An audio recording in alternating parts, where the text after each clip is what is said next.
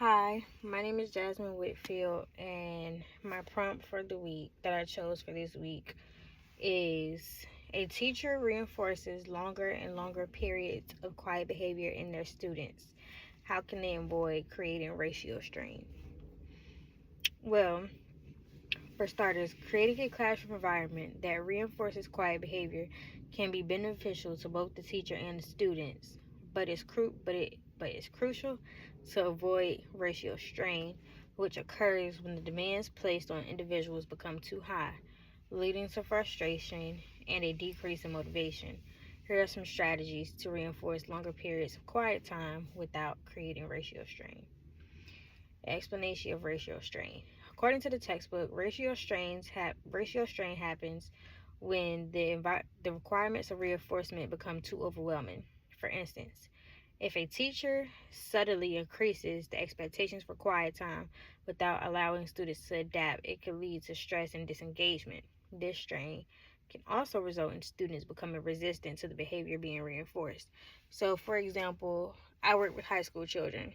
And being that sometimes kids in general can get rowdy after a certain amount of time, and if they're continuously rowdy throughout the class time and throughout the school year, and the teacher tries to reinforce the importance of quiet time, it can take longer for kids to adapt, and mainly like encourage them to keep engaging into the bad behavior that they're getting into, all the rowdiness, the horseplaying, and whatnot, and not getting their work done, of course. Um, Strategies to avoid ratio strain. One, gradual increase in expectations. Begin with shorter periods of quiet.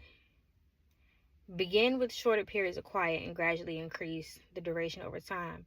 This allows students to adjust to the changing expectations without feeling overwhelmed.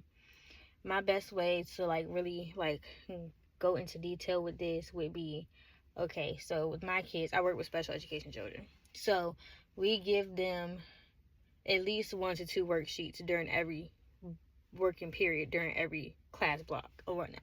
So within that class block, we give them the 1 or 2 worksheets, and they know when they have the worksheets that it's quiet time and they need to be getting their work done, and we'll go to each student and help, but there's no talking within that time frame that you're supposed to be engaging into your work. However, after they do finish their work, they can have their free time and they can talk, basically. Use a stepwise approach where each successful quiet period is slightly longer than the last, helping students build endurance. 2. Positive reinforcement.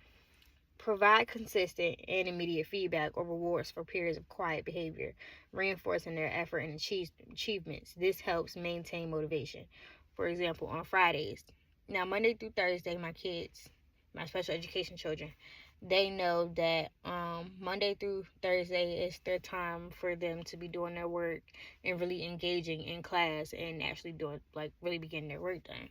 However, on Fridays, we give them a free day, basically, where we watch movies after lunch. We give them snacks and whatnot to reward their good behavior that they had in the prior days of the week. Consider using a variety of reinforcement types. For example, verbal praise, stickers, extra playtime, basically to cater to student preferences. 3. Clear and consistent expectations. The textbook states set clear rules and expectations about quiet behavior from the start. Consistency helps students understand what is required of them and reduces anxiety about meeting those expectations. Use visual aids or cues in the classroom that remind students of the quiet behavior expected. So, again, I work with special education children.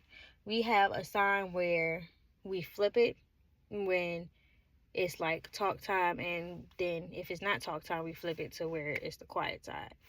So they understand, oh, we need to be getting our work done. There's no talking right at this moment. 4. Incorporate breaks.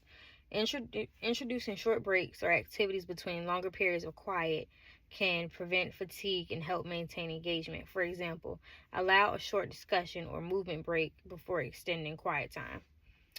Um, Use transition activities that require minimal noise but allow for movement so students can reset their focus.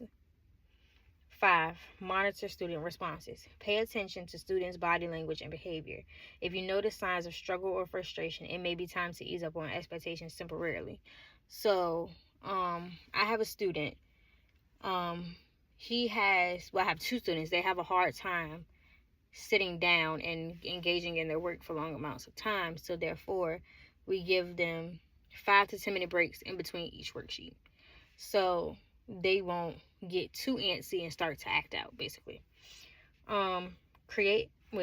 Have one-on-one or small group check-ins to discuss how students feel about the changes in the expectations. So, in between, like in each break that we have, so the 5 to 10 minute breaks, we always check to make sure they're okay, their work is complete, and if we need to take them on a walk for them to basically calm back down if they were to get too overstimulated by the work that they're trying to do.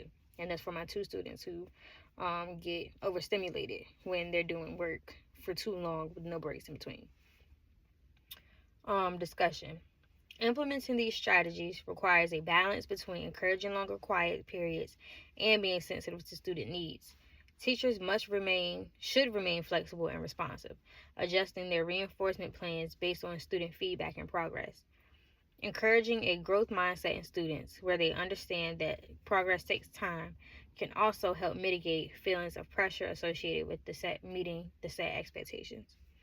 Furthermore, fostering an environment where students feel safe to express their thoughts about the quiet periods can lead to insights that inform adjustments to the strategy. Collaboration among peer groups could also help students feel more connected, alleviating potential frustrations associated with meeting increasing demands. Lastly, the goal is to create a positive learning atmosphere that nurtures students' ability to focus while ensuring they remain engaged and motivated without experiencing ratio strain.